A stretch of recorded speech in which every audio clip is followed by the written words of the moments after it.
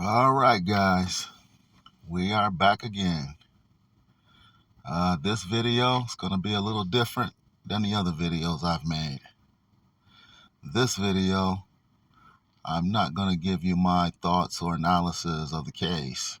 Instead, I'm going to point you to a theory that I wrote many years ago, all the way back when I first started in this case and learned everything that I had learned about this perpetrator and this frame up of the Ramseys.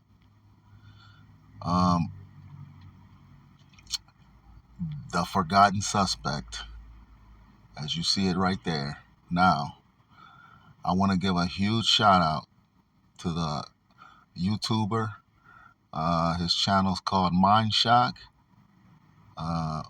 and his name's Bruce Maguire.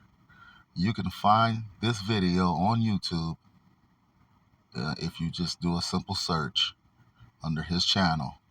He just posted it again recently. And again, I want to thank him and give him a huge shout out. It means so much to me. And I want all of you, I ask all of you, please go check it out. Because this video, if you want to know how I came to all of my conclusions in this case, this video that he's posting says it all. Okay? It'll walk you step by step. It's a long video, so hope you have a weekend or a long flight. I encourage you to watch. It's 3 parts to the video, so I encourage you to watch at least the first part. Okay, the first part, as I say in this video, I'm almost 100% sure. I'll put it at 99.9. Everything I'm saying in there is correct and believe it's true. Part 2, there's some speculation there I don't know, but you should check it out. Part 3, same thing. A little speculation. I just don't have enough information to go on, but again, the clues are compelling. Anybody who's seen my videos already, I encourage you guys to go watch my other videos. You will see I'm not messing around here. You know, I'm not. The information that I'm showing is like it'll get you thinking. So go check out this, The Forgotten Suspect. I just want to give a little background on this theory that Mindshock has here to you guys. Now, the year I wrote this was the year, I don't even remember now, the same year that John Mark Carr was arrested. I think it was 2005 or 6. I could be wrong. You can check it out. But when John Mark Carr was arrested, I was in the process of communicating with someone in a JonBenet Ramsey forum who I believe was JonBenet Ramsey's perpetrator in this crime. I truly believe I had found them in this forum. Now you got to remember, this was a long time ago. There weren't many JonBenet Ramsey forums back then. I believe this person was in there seeing what people were talking about and trying to control the conversations. I learned so much from this person. I was convinced that this person was the perp. And if you watch this video, or if you watch the video and listen to it, The Forgotten Suspect, you will see why I came to my conclusions. Again, it's kind of long, but check it out. So when John Mark Carr was arrested, everybody around me who I'd already told, who I thought the perp was saying, look, another person was arrested, John Mark Carr. And I was telling these people right away, like, he cannot be the suspect, because I knew at that moment in time that the suspect had to be someone the Ramseys knew and was familiar with the Ramseys, and the Ramseys knew this person. And right away, John Mark Carr was a stranger to the Ramseys. I knew it couldn't be him. Now, I never dismiss the fact that he could have helped the perp, but he was not the primary perp in this case. I knew it right away. In fact, I was so convinced that it was not John Mark Carr, and in fact, that it was this person that I was speaking with in this forum, that I contacted a lawyer. And the lawyer, friend of mine, told me, we really can't do anything, because I was going to tell the lawyer, look, contact John Mark Carr's lawyer and give him this information about this guy that I'm speaking with in this forum. We know who this perp is. It's not this guy. So we'll contact John Mark Carr's lawyer and see if he wants this information. Okay? But he told me, okay, just go back home and write all of your thoughts down as if it was a story. And I said, okay, that's exactly what I'll do. So I went home, and this is what I wrote. The Forgotten Suspect. Part 1. Not Part 2 and Part 3. Those will come a little later, but Part 1. The Forgotten Suspect. Okay? So Mindshock doesn't even know this. Bruce Maguire doesn't know this information. Okay? He doesn't know. He has this information, but he doesn't know the background, and I'm telling it. So that's how it came about. Later on, guess what? John Mark Carr found to be not a part of this crime, just as I knew right away. Just as I knew right away. But I still had this, forgotten suspect written already. It's under my wings. It's sitting there. And now we go back to the perp that I'm speaking with in the JonBenet Ramsey forum, who I know is the perp. He's just giving away too much information. And again, if you read the Forgotten Suspect, not read it, but listen to it, because he does dictate it verbally in his video. You can actually listen to it. You will see that I was onto a banker there, and it had to be this person, the banker friend, in this forum. It got to a point where the person in the forum threatened me. And at that point, I said, I'm going to cut off all communications with you, because now I know you must be this person. The only thing I said to this person was, I think you're this person in here. I think you're the perp. I think you're portraying to be someone else. And I'm going to go tell the Boulder cops this.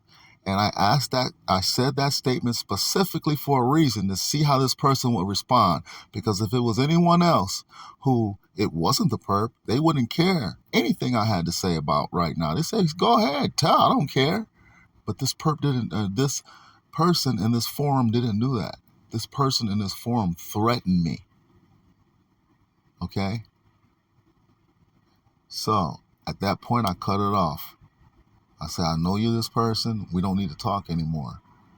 30 days later, I was actually sued in a lawsuit by this perp. The real perp, who I believe is the perp, was actually, I guess, watching this back and forth in this little-known JonBenet forum, and without any cease or desist orders, hey, stop saying that about me. No, they go straight to the lawsuit. Many people were shocked. Me, myself, I was happy, because I knew, now I know for sure the person in this forum is the person I was talking to. Because why would this person care about anything I said about in this little known forum? You suing me now makes this whole case, my whole theory, national in this case. My theory was irrelevant before he sued me. Now it's relevant. Now it's in the news. In 2006, it's there.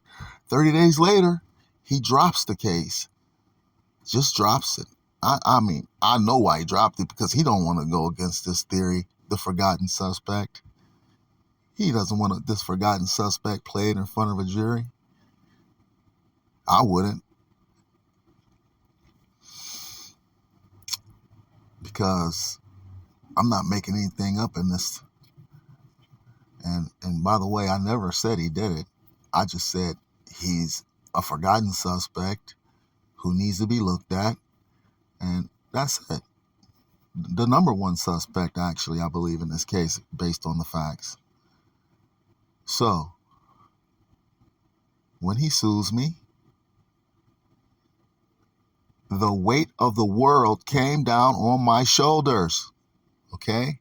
Everybody was against me. Oh, you're accusing someone who wasn't there. Everybody. I was lynched publicly lynched. Okay?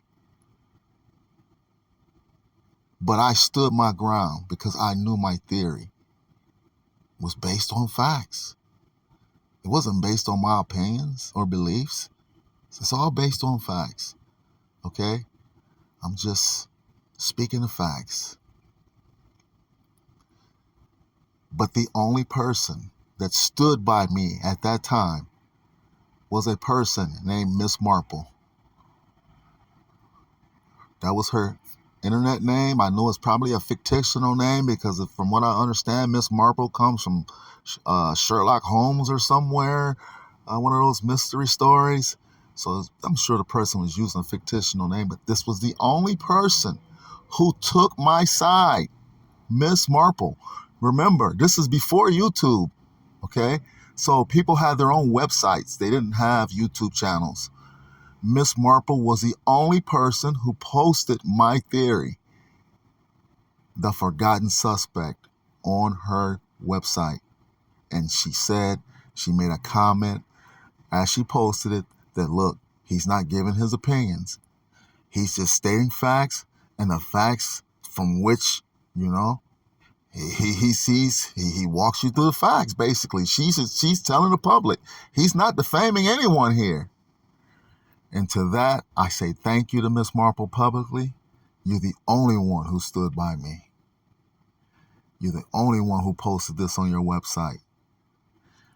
Years later, the internet scrubs Miss Marple's website. It goes down.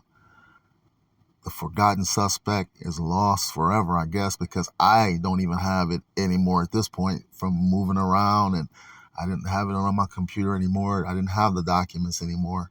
And then one day on YouTube, it pops up on Mindshock's channel.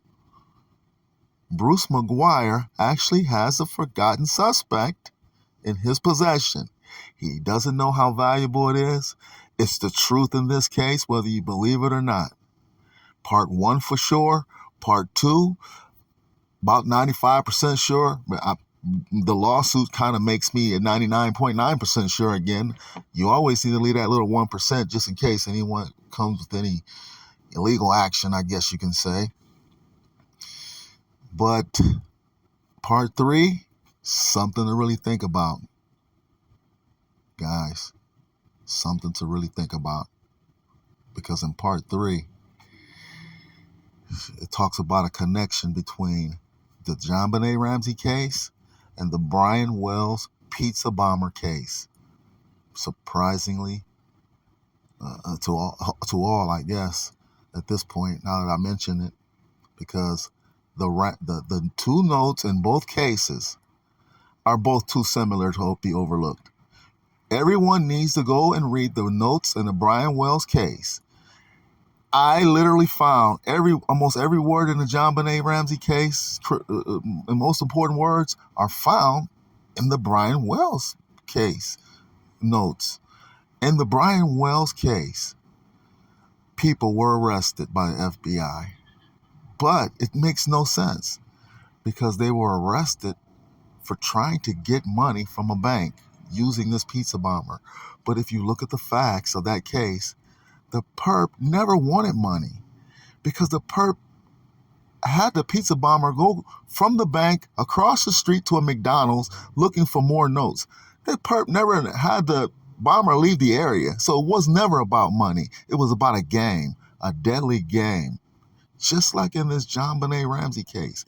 These two perps are too similar with two similar MOs to be ignored. The notes are too similar to be ignored. The two MOs of playing games while committing brutal crimes at the same time so their acts can be shown on television are too similar to be ignored. I'm not saying that they did it. I can't say it because, like I told you, I don't have enough to go on. It's just something to think about. But part one for sure. Part two, lawsuit followed that. You make up your minds. So go check it out. If you want to know all my thoughts about this case and where they come from. If you want to know the truth about this case, check them out. And I'll get with you later.